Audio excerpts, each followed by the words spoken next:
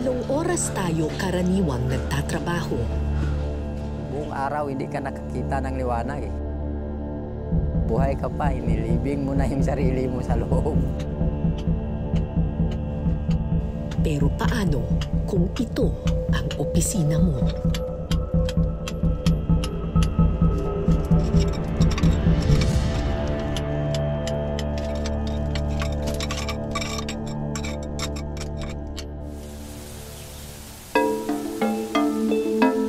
Dekada 80, natuklasang mayaman sa ginto ang mga bundok ng Barangay Quemato sa Tiboli, South Cotabato. Dinagsa ito ng maraming minero mula sa iba't ibang panig ng Mindanao. Pati mga banyagang kumpanya nagtayo ng kanilang large-scale mining operation dito.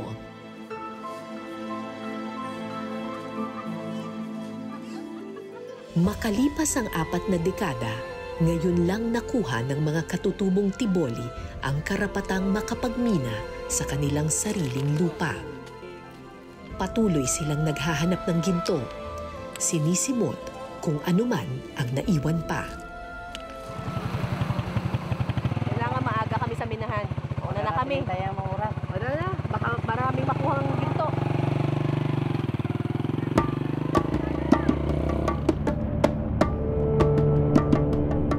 30 taon ng minero si Renato Fado, isang katutubong Tiboli.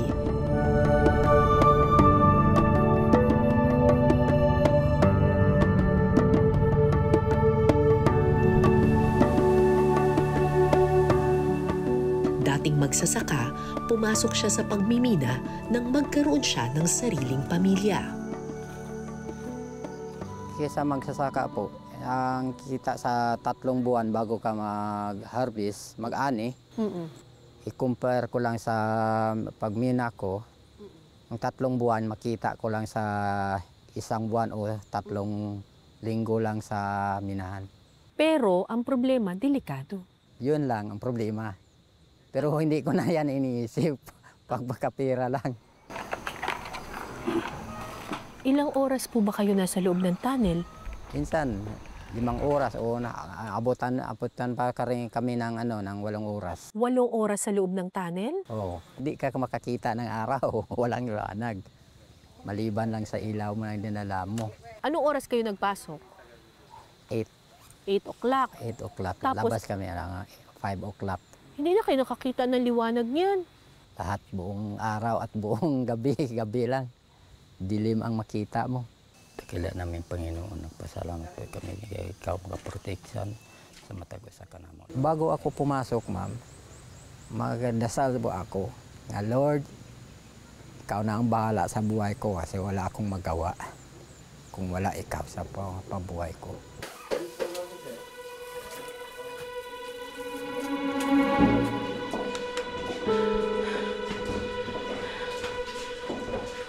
Sa simula, nakakatayo pa kami habang naglalakad.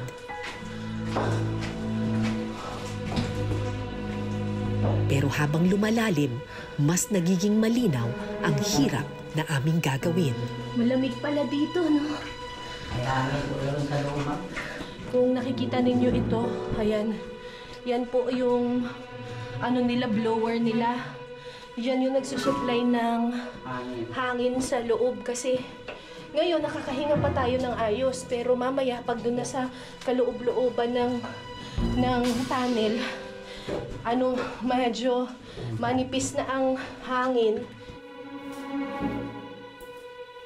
Maya-maya, isang maliit na butas ang aming nadaanan. Nasimot na raw nila ang ginto sa bahaging ito. Yung mga nagpundim ng mga destino, hindi natuloy kasi wala nang ginto. Wala nang ginto dyan. Kinondem na. Hindi na pwedeng pasukan. Regular daw silang minomonitor ng DNR para malaman kung ligtas pa bang pasukin ang isang mina o dapat na itong iabandona. Makalipas ang ilang minuto, tumigil sa isang bahagi si Kuya Renato. Papasok na tayo. Sige po, kuya. Pasok na.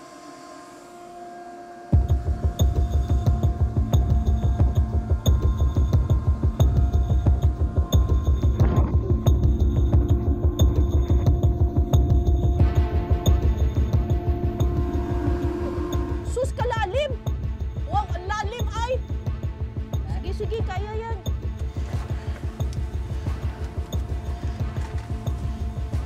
Sus, Mariosep, ang lalim. Sige. Sige, sige, sige, kaya, kaya. Hindi ito ang unang beses na nakapasok ako sa isang minahan. Pero lubhang maliit ang butas sa minahang ito. Hindi ko kaya pag may hawak akong isa pang ano. Pwede bang mag-GoPro ka na lang? Anong tingin mo? Pwede, mag-GoPro na ako. Mahirap pag may hawak akong GoPro. Pasikip, Chong, di mo kaya? May camera. Hindi kaya. Go-GoPro na lang ako. Masikip dito. Oo. Jean, hindi ko kaya kasi maglakad na kapit-kapit ng may hawak akong isang camera. Kailangan ko 2 kamay. Sige. Camera. Baba na. Laban na. Laban na.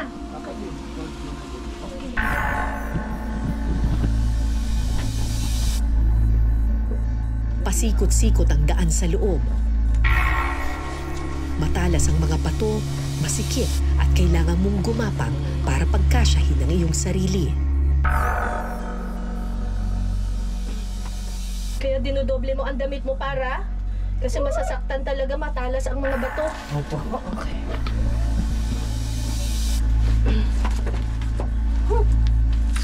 Kailangan ala Spider-Man ka pala dito.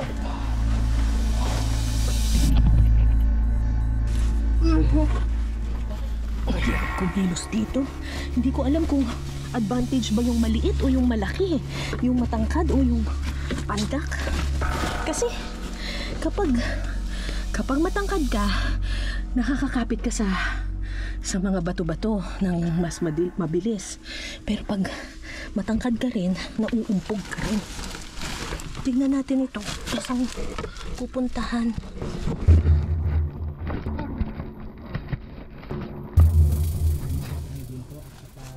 Hindi ko alam kung gaano pa kalalim ang butas na aming lulusungin.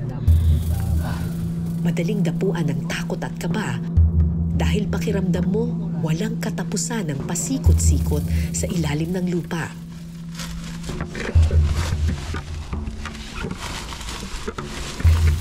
Sus, kasikip talaga dito. Yung isa pang...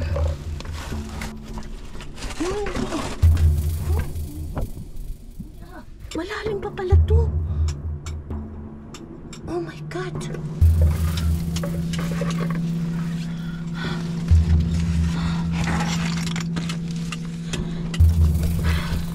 Pag hindi mo kabisado itong mina, maliligaw ka. Kasi akala ko dead end na dito sa kinauupuan ko. Pero pag tinignan mo pa doon, ayoko na pumasok doon. Pero malalim pa pala. May tunnel pa doon.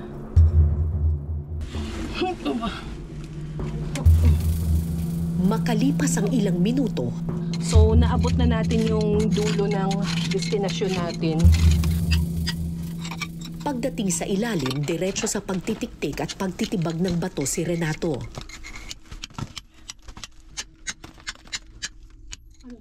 Gamit ang nag-iisang flashlight sa kanyang ulo, hinanap niya ang bakas ng ginto sa mga bato.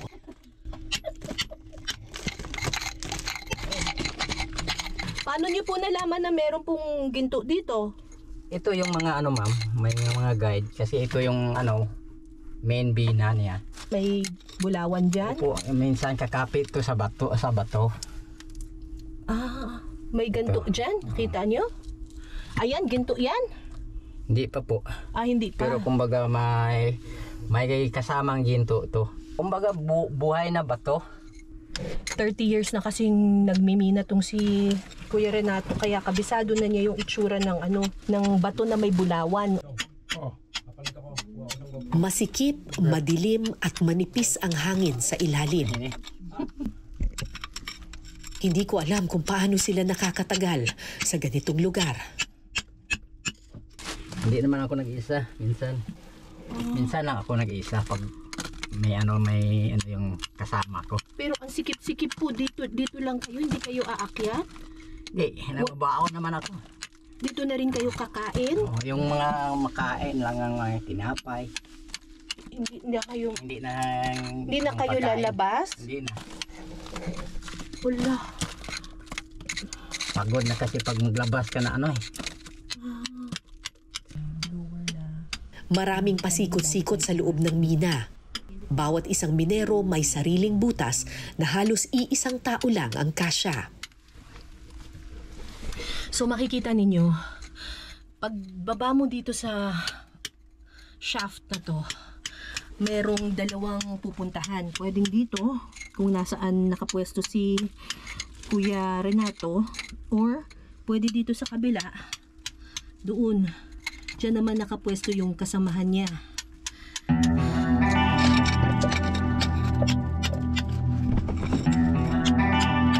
Abantero ang tawag sa mga tulad ni Kuya Renato. Sila ang tagatibag ng mga bato para makagawa ng tunnel. Hindi lahat ng batong matitibag mapapakinabangan. Kailangan pa nilang piliin sa mga batong ito kung alin ang may bina o gold ore.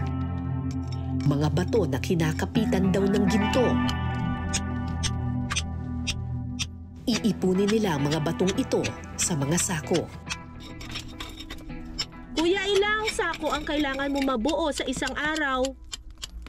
10. 10 sako ang kailangan nila. 10 bag, 10 bags. 10 bags. Ang isang sako, siguro inaabot sila ng mga less than 1 hour. Siguro mga 30 minutes, 45 minutes na na paghuhukay para makabuo sila ng isang sako. Ang kota nila 10 sako. Kaya inaabot sila dito ng 8 oras sa ilalim ng tunnel.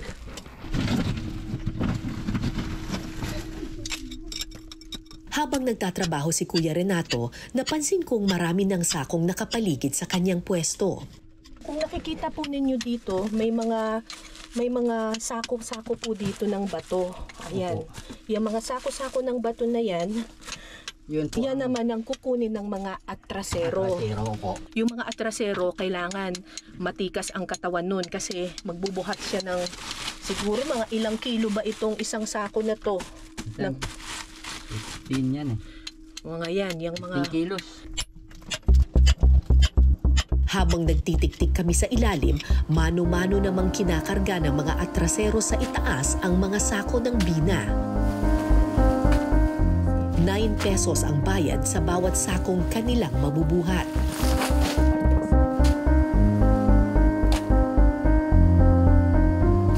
Sa ganitong trabaho, karaniwang nagsisimula ang mga minero. Katunayan, dati ring atrasero si Kuya Renato. Pero nang tumanda siya at natuto ng maghanap ng bina, naging abantero na siya. Mas malaki raw ang kita ng mga abantero. So sa isang araw po, magkano ang karaniwan po ninyong kinikita bilang abantero? 5 araw ko nag-abante. Kapira ako ng 7K. 7K, 5 araw. Maganda ng kita. Tapos 15 days ko nakasahod ako ng 16K. Oo. Saan niyo po ginagastos yung pera? Yun sa estudyante ko kasi may graduating na ako ngayon Graduating ng ano po? sa college. Naku, congratulations! Sa mga anak ni Kuya Renato, 2 na ang nakapagtapos ng pag-aaral. Pero hindi pa raw siya pwedeng tumigil dahil papasok na sa kolehiyo ang kanyang paboritong bunso na si Cherry May.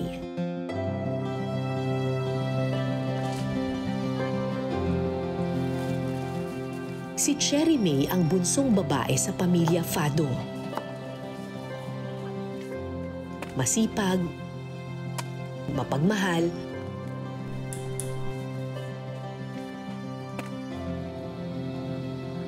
siya ang madalas na gumagawa ng baon ng kanyang tatay Renato. So, simula nung pinanganak ka, si Papa mo nasa mina na talaga? Opo. Alam mo ang trabaho niya dito sa pagmimina? Dati po, nung hindi pa ako sumasama sa kanya dito, wala ako masyadong alam kung ano ang ginagawa nila. Naku-curious po ako kung ano ang ginagawa nila sa loob. Past 3 years, naisipan ko na sumama sa kanila na Tingnan. mag-observe kung anong ginagawa nila dito. So, nung una mong nakita si Papa na nandun sa loob, anong naramdaman mo? Nag-aalala po ako or nagigilty, ganun. Nagigilty ka? Ba't ka nagigilty? Wala, ba't ka naman nagigilty? Wala ka naman kasalanan.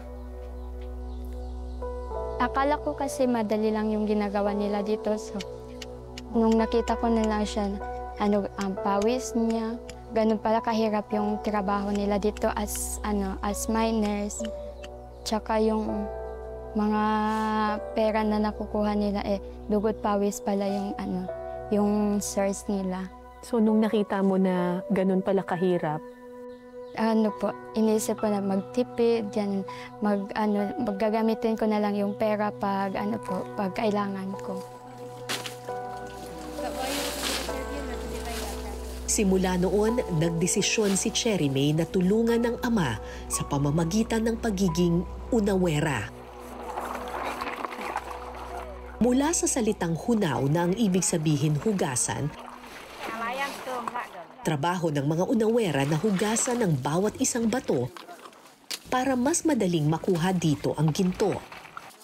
hindi lahat ng nakukuha nila dun sa ilalim ng tunnel ay siguradong may ginto. So yung siguradong may ginto, yun yung tinatawag nilang good ore katulad nito. Yung good ore na yan, paghahati-hatian yan ng lahat ng mga abantero. So ang quota nila ay 180 bags para kumita sila. Ipoproseso nila yon, tapos paghahati-hatian nila kapag nakakuha na sila ng magandang ginto doon. Ngayon, yung ibang mga nakukuha nila, wala namang ginto or kaunti lang yung ginto. Yun yung pumupunta dito sa making kung tawagin nila. Ito yung kumbaga parang waste na ore na, yung alam nilang hindi masyadong mataas yung percentage ng gold, pero nagbabaka sakali yung mga tao dito na baka meron pa silang makuha kahit na alikabok lang ng ginto. 50 sako ng bato ang kailangang mahugasan ng grupo para kumita ang bawat isa sa kanila ng 100 piso kada araw.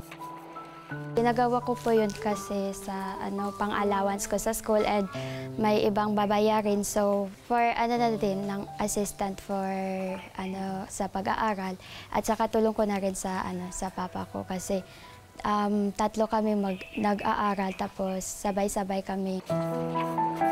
Kamakailan nagtapos ng senior high si Cherry May. College na siya ngayong pasukan. Minsan ba kuya inisip mo mag-give up na lang? Opo. Kaso inisip ko naman ba yung estudyante ko Cherry May. Cherry May, sana ko katapos sana bago ako paghinto sa paghanap ng ginto habang may lakas pa. Pag naisip mo ang mga anak mo, naglakas na ang loob mo. Opo. Ginagawa ko lang sila ng inspirasyon sa pagtrabaho. Sana makatapos si Cherry May. Ganon talaga. Ang ating mga anak ang nagbibigay ng lakas sa atin. Para lumaban. Halika na kuya, mag-akyat na tayo. Walang madilim. Walang mahirap. Sa isang amang nagmimina ng pangarap.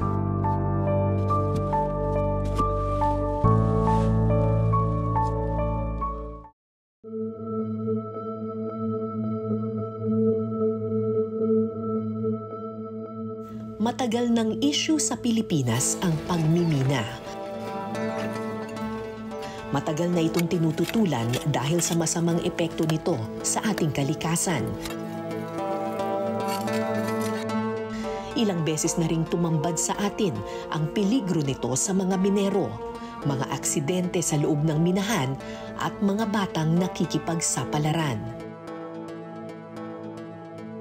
Ito ang dahilan kung bakit noong 1991 ipinasa ang Republic Act 7076 na nagtatatag ng mga tinatawag na minahang bayan. Sa ilalim ng programang ito, bibigyan ng gobyerno ang mga maliliit na minero ng permit at karapatang magmina. Pero kailangan nilang sumunod sa mga patakaran.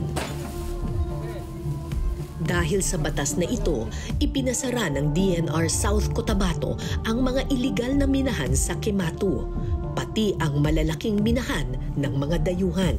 We have to close down everything. Kasi kahit yung mga tunnel nila, walang standard, walang PPE, merong mga bata na pumapasok talaga sa tunnel, child labor. Malakas pa doon, drugs. Kasi nga, kailangan nilang magtrabaho hanggang gabi. Hanggang umaga. Dahil sa programang Minahang Bayan, ngayon may kooperatiba na ang mga minero ng Barangay Quematu. Naibalik sa mga katutubo ang karapatan sa pagmimina. Number one, yung safety. Kasi pag illegal miner ka, walang timbering, yung tunnel mo, walang mga standards. Kailangan merong medical kit doon sa area mismo. They should have a pollution control officer at saka safety officer. And then, dadaan talaga sila ng training before sila mag-ooperate sa mining. Bukod dito, mas malinaw na rin daw ang hatian sa kita. So, the problem with that gold rush dati, ang yumayaman lang is sino yung may power doon sa area. Sino yung financier, may pera. Madalas naaabuso yung mga small-scale miners natin. Ayon kay Kuya Renato, kumpara noon, mas malaki na raw ang kinikita niya ngayon. Kaya nagkaroon siya ng pagkakataong makapag-ipon. Sa 30 years niyo po na pagmimina, may naipundar na po kayo? Opo, ma'am. Anong napundar ninyo? Ang nabili ko ng dalawang hektarya na lupa. Wow! 2 hektarya na lupa? Saan po? Doon sa Sarangani po. Anong tanim doon? Niyog. Naku naman, nakakatuwa. 200 plus yung puno ng niyog. Akalain nyo dati nakikisaka lang kayo, ngayon may sarili na kayong lupa. Pero ayon sa DNR, hindi habang buhay ang pagmimina. Darating ang panahon, mauubos din ang ginto. Kaya importanteng turuan ng mga minero ng pagpupundar ng sarili nilang negosyo. That's why part din ng management namin dyan is yung closure ng mines. Pagdating ng panahon na wala nang nakukuha. So, kailangan ipasara. Na yun. Naka-prepare na yung mga closure plans namin. Alam din ito ni Tatay Renato. Kaya ganun na lang ang pagsisikap niyang maipagtapos ng pag-aaral ang kanyang mga anak. Sabi ko sa kanila, ayaw ko na maranasan nyo ang maranasan ko. Napakahirap ko, hindi nyo makaya. Kaya magtiis lang kayo, ko. Hanggang kailan po kayo magmimina? Pagkatapos na nila, saka na lang. Makalipas ang maraming oras sa ilalim ng lupa, nagdesisyon ng lumabas ng butas si Kuya Renato. Halika na kuya, mag-akyat na tayo. Sino ba mauna?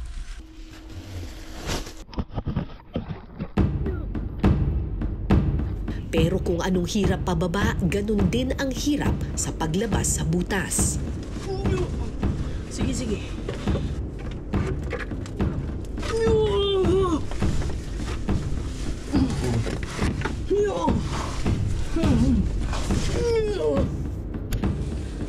Doble hirap kay Kuya Renato kasi may bit-bit pa siyang sako.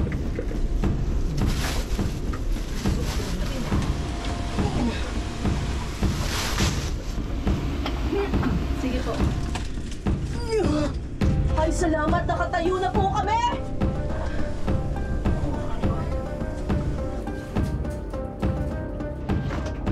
hapon na nang makakita kami ng liwanag. Wala, malapit na. Nakikita ko na yung liwanag.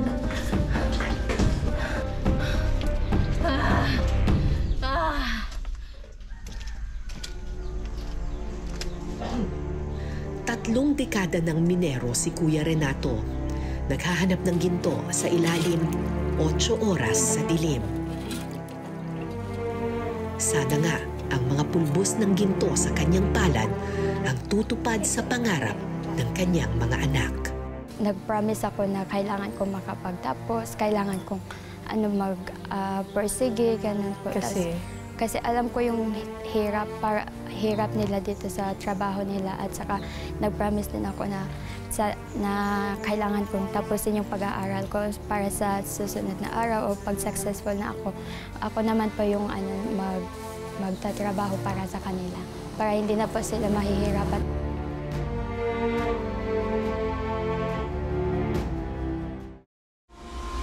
Dahan-dahan lang po, Mama. Sige, dahan-dahan. Ang pagmimina ng ginto ang isa sa pinakapeligrosong trabaho sa mundo. Kasi buong araw hindi ka nakakita ng liwanag eh. Buhay ka pa, inilibing mo na yung sarili mo sa loob. Pero araw-araw, kalahating milyong Pilipino ang sumusugal sa trabahong ito kapalit ng pangarap na pag-asenso. Mainam na may mga programang layong gawing ligtas ang pagmimina. Pero tulad ng anumang bagay sa mundo, hindi habang buhay ang industriyang ito.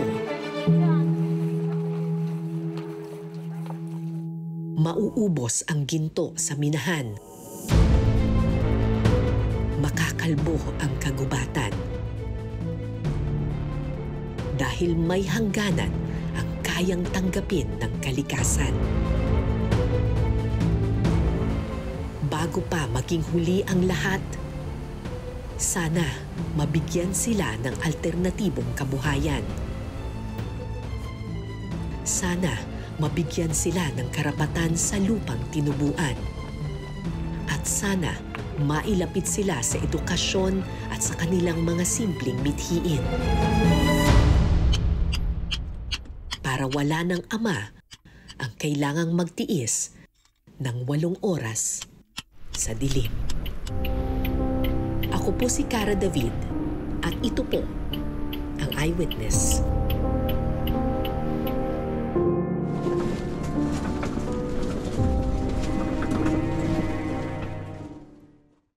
Maraming salamat sa pagtutok ninyo sa Eyewitness, mga kapuso. Anong masasabi ninyo sa dokumentaryong ito?